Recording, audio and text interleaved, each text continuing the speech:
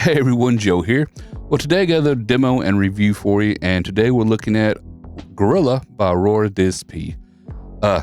This is a very unique bass amp simulator, and I really like what Aurora DSP is doing here. They've also got it done on the one called Rhino, which is a guitar amp sim, which we'll be covering later. And like I said, they're very unique. I haven't seen any other company do this. If you have, post comments down below so you can educate me and I can go take a look at those as well. But I really do like this. I like the way they've got everything set up, the whole cab, impulse response, everything. The way you can combine them. So like I said, it's unique, it's awesome, and you really got to take a look at it. But to do that, we need to go over here to the desktop so you can actually see what I'm looking at. Okay, everybody. So let's get my mic adjusted here so I can look at the screen better. All right, we have Aurora DSP's Gorilla opened up here. Like I said, this does look a lot different than the average, guitar amp simulator. Let me kind of break this down for you the way they get it set up, and you'll understand more what we're looking at here. First, you have your input stuff here on the left side. This is your input. Then we have basically a frequency splitter. Everything above, 800 hertz here will go to your highs, which is up here on the top, trebles. Everything between 800 and 200, and you can adjust these, is your middle signal, which we have going to the middle here in my particular preset I have here. Basically, nothing's going to it because it's completely chopped out. Then everything below 200 hertz here is got you going down to your bass end. Now, you can adjust these, change them around. And, well, let me just show you. Now, below that, you'll see a minus octave and a plus octave. For my particular preset here, I like adding an extra note, basically, at the top. It plays a octave above as well as your current octave. So let me just play a C here. That's with it. Let me turn it off. Power button. Then you just hearing regular C. So this is basically playing two notes. Yeah, pretty interesting. And you can also do an octave below. So, and looks like you get your gain knobs for it. You can see it's also playing it pretty deep. So basically you're playing 3 octaves at one time there. Very interesting. I like that. I particularly like it a lot for this, because it adds a little bit of extra, treble, character and color on top. But let's get back over here. So that's your first area right there. Is first inputs. Then on top, we have our preamps section right here. Now, I do wish they would have kind of like sectioned this off, because this can be a little bit confusing. You're thinking the preamp only goes to treble. It don't. It goes to everything. And they have 3 different preamp models here. You can see different colors here. You got the green, yellow, and your red. So let me pull up my notepad here. And this is out of the manual. You can find out more about the manual by clicking the manual here, and it'll tell you all about it. The green preamp is based on the Fender Super Bassman tube amplifier. The yellow preamp is based on the Aguilar. This is what I'm showing you the text because I can't pronounce this. Aguilar tone hammer. Orange preamp, which I thought was red. Yeah, colorblind. Based on the Ampeg Heritage SVT CL tube amplifier. All this is in the manual in case you're interested. So that's your different preamp models. So basically you got 3 preamps right here at the start. Unlike a lot of amp simulators, you have to go buy more amps, or or to get like Amplitude, which have a whole bunch of them together. I like this. I like this a lot. Really simple. 3 of the top ones, at least 3 of they thought was top. I'm a very big fan of this Fender Super Bassman, or all the Fender Bassman preamps. They're just perfect. So, yeah, that's kind of why I got it up here on my preset. Got that one chosen. All right, the hot button here, it allows you to add additional 20 dB of a gain boost. So basically, if you got a really low gain in the input, ain't really cutting it here, you can add a little bit more to it. Now, that's probably going to add a lot more heat. We turn it on. turn it off. Yeah, so. And the gentle adds a little slope on top of it, a little roll off to make your bass a little more smoother. Let me see here, clean. See, that's, you know, a little more smoother. That's why I got the clean. Watch it, that's the drive. Getting a little ahead of myself. The drive just adds more distortion to it, more drive. Everybody knows how that works. The gentle is what we're talking over here. This is the as little, basically a little slope off the shelf there on the EQ. In case you don't want any upper jangle, but still want upper. That's there. Then we have bright. Now bright is actually a shelf filter. It will actually bring it on up.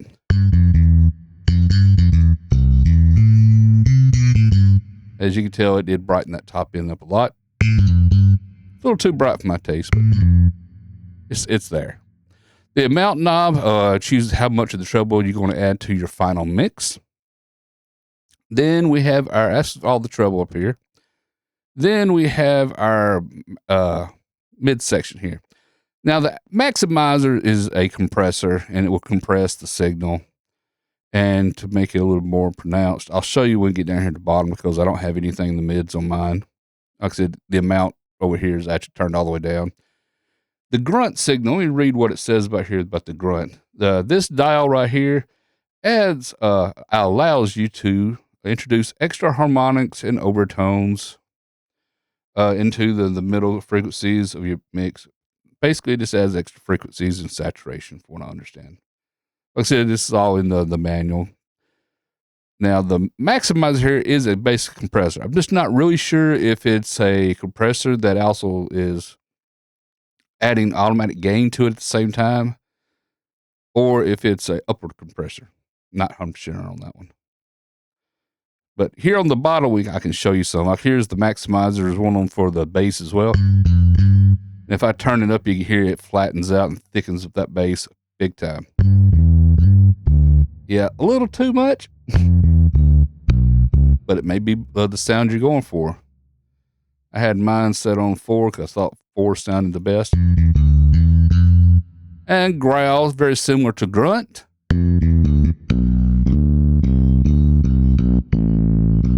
You hear that? Let me turn it down. Without it. With it. Yeah, it adds a lot more, bottom end to it, more grit, or growl, I guess you could say. And of course, the amount here, 100% to 150. Or with it, just 100%. Not sure what they're getting over with the extra 50%. Maybe they're adding extra on top of it, which sounds about normal. Now, a good thing is, if you'll notice, you probably can't see. Oh, you can see it over here. Next to my head right here, there's S on every one of this. This is so you can solo these. So if I click on this, you can hear that we're only hearing the top end. And of course, like I said, I got the middle turned off so you won't hear anything. I'm playing and you can't hear anything. All right. Then also the bass here, we can hear just the bass. And then together. All right. Now there is a bass bypass preamp here, so I'm pretty sure mine on this end is currently bypassed the preamp completely.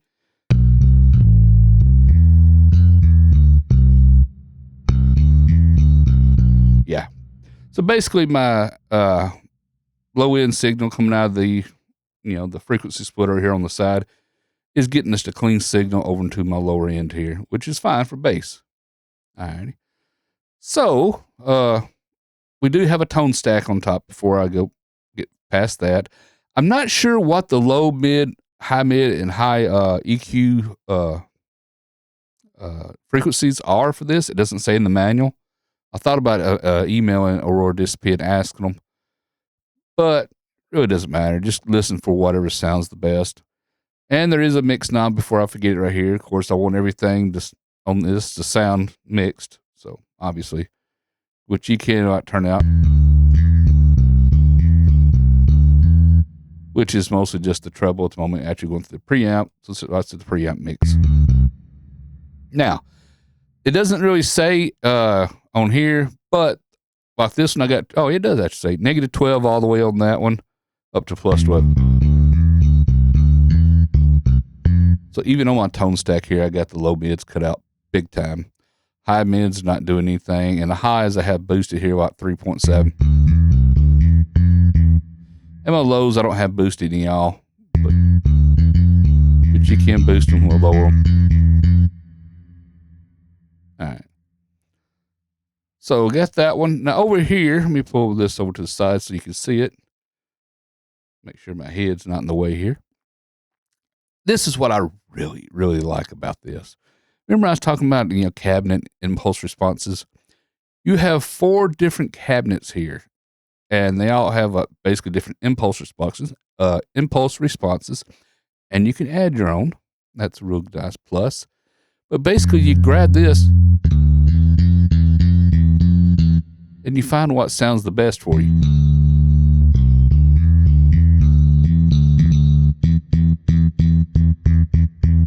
We play E on all these.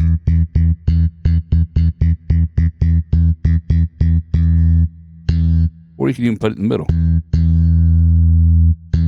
And you think you can turn these off. Can you not turn these off? No, you can't turn these off. On Rhino, you can actually turn off the impulse responses. But if you're over here all the way, you're not going to get much of that one in your signal anyway.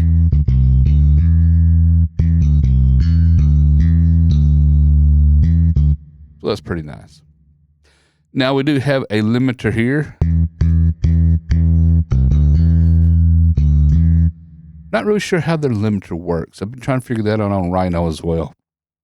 Where you think this will pull down, that would limit you at that point. It actually doesn't seem to do that. I'm actually confused about their limiter. They may be confused about their limiter. Because it doesn't seem like it limits, it just kind of like boosts the signal.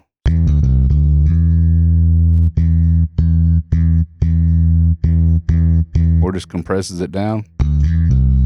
Now we do have it out here, as you'd expect. So yeah, very, very interesting. Now, obviously, you want to hear what this sounds like. Now, before I forget, I'm actually going through the shreddage Abyss bass here. However, all the signals and stuff is turned off. You'll see in the console, nothing's influencing the sound. It's just direct out of it because Shreddage Abyss uses Guitar 7 effects, and they suck big time. I hate Guitar Rig 7. It's so horrible. Anyway, that's another video for the day. Let's get back over here to Gorilla here.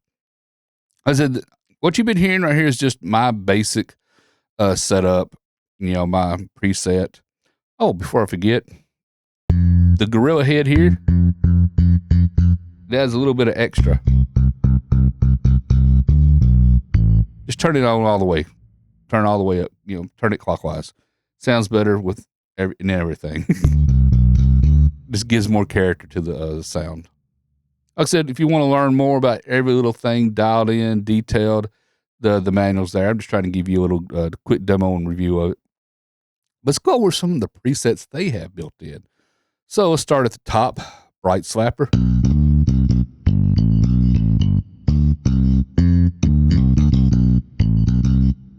Really nice. Child of the Corn. So if you like corn, not Corn on the Cob, Corn with a K, the band, that's a very similar bass sound that you hear from them.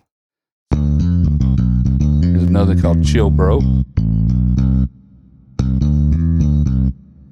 And you got Dystopia.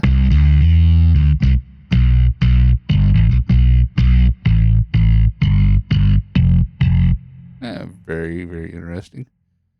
Heavy Monkey.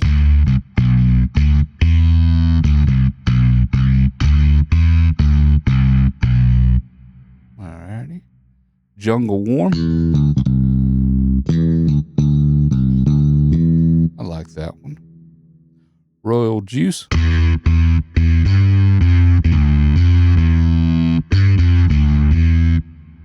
Hey, whatever fits good in the mix. Stoned and Broke.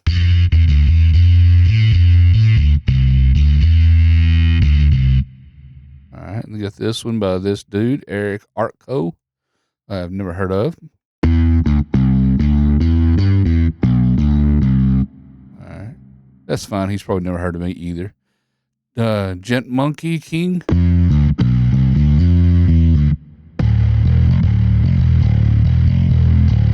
Yeah, that sounds pretty good. Let me lower this down a little bit more.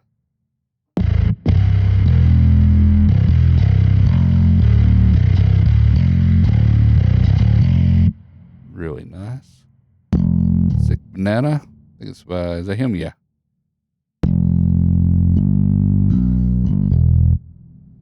And get this Greg Gergo.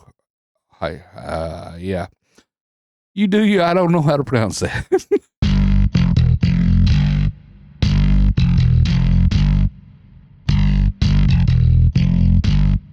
Groove Monster Monk. Okie dokie. All right. Endless Sustain.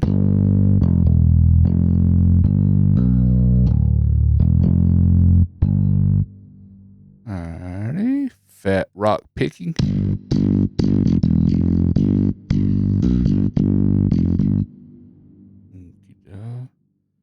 Heavy Tube.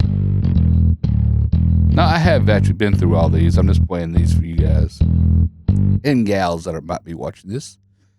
And make it pressy.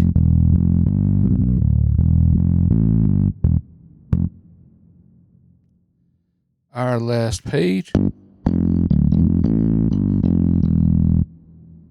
Alrighty. And Surrender. And let's get back over here to me and go back to my basement.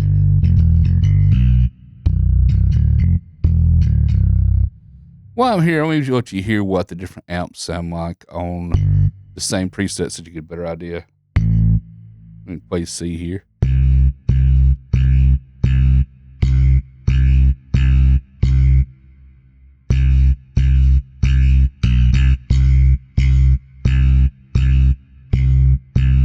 Now, they all sound pretty much very close to me, which, you know, a bass preamp ain't going to change the sound a lot. There is difference in the sound, yes.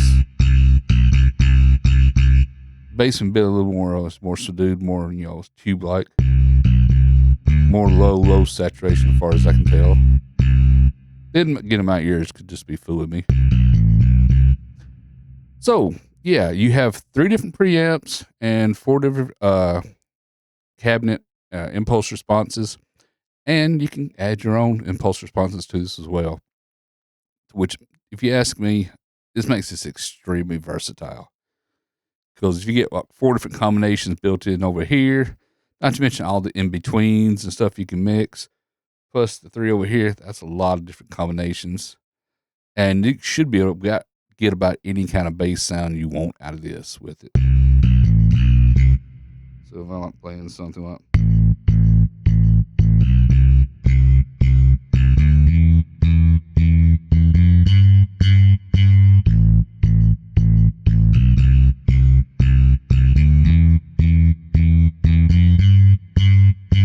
what about this?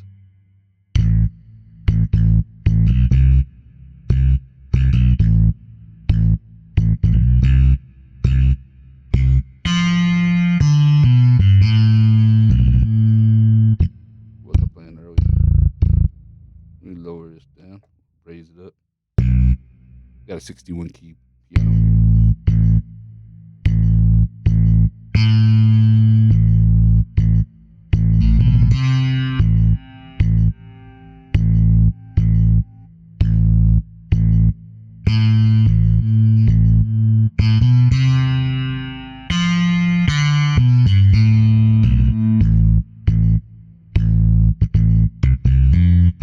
But yeah, that's Gorilla for you, baby.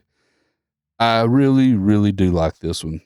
This is probably my favorite amp sound, with only the second thing coming in would be amplitude, and that's because they actually have a Bassman 300 in it. So yeah, I really, really do like this. And if you're interested in checking it out, you do get like a 14-day free trial with it. And if you use my links down in the description below, I do get a little bit of kickback, but you also get 10% off your order if you decide to purchase it. So, Gorilla by Aurora DSP. Like I said, they also have another one, Mammoth, which is also linked down in the description below. It's another bass one. It's a one that come before this one. A little bit different, but pretty close. You can actually buy them both in a bundle and save on both at the same time in case you want to do that. They're actually quite affordable compared to a lot of them. They can run around $99 for the Gorilla and Mammoth together. That's really hard to beat when it comes to buying really good quality plugins. And they also have a bundle also with Rhino. But anyway, like I said, we are going to cover Rhino here in the future. That's another one I do really like. I just really like how Aurora is approaching these amp sims and stuff, because the amount of sounds and different sounds you can actually get is just so much more versatile with this. And plus, having all this basically set up, this is how Gorilla is set up, is normally quite complex to set up in a DAW, requiring multiple outs, frequency splitters, and this just simplifies everything into one simple plugin. That's really hard to beat at an affordable price. Like I said, if you're interested in these, do check out my links down in the description below, and you can save for 10% off, and I'll get a small kickback at the same time. So win-win for us both. But anyway, that's it for this right here. This is, like I said, one of my favorite plugins. I really do like it. I hope you do as well. Like I said, do check it out. 14-day free trial. Can't go wrong. But anyway, that's it for this video one. If you like this video, how about give me a thumbs up? Thumbs up's always highly appreciated. If you're not a subscriber to my channel, now's a great time to subscribe. Subscribing's free. It's for you. Lets you know when I release more videos. And until next time, everyone, thank you for watching.